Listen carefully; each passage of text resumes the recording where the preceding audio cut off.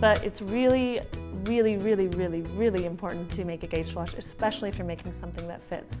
So basically what the gauge swatch is it's just a way for you, A, to practice the stitch that you're doing, B, to measure the stitches per inch that you get in your yarn and make sure they match what the pattern calls for. And it's also a way for you to see, do I like working with this yarn in this pattern? And people say, well, I don't want to take the extra time to make that square.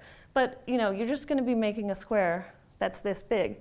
So if it doesn't work, you'll probably know right there. But if you want to start, you know, if people say, well, I'll just start a piece of the project, and then if that doesn't work, I'll start over. But let's say you start with the back, you're going to be making a lot more stitches. So it's much easier to just rip out a small part if it doesn't work.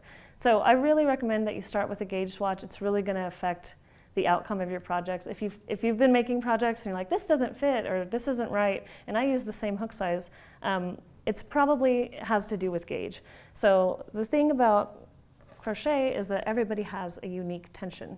It's kind of like handwriting. You can't really change the way that you write, but you can use a different tool. So if I use a fountain pen, you know, I might concentrate a little more and I'll have really fancy handwriting. And if I use a pencil, it might just look like chicken scratch.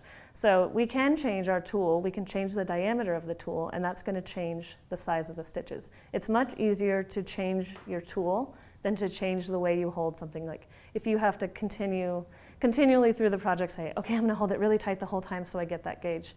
That's kind of hard, but if you just say, well, this hook was too big, let me use a smaller hook the whole time, then it's much easier to keep a consistent tension.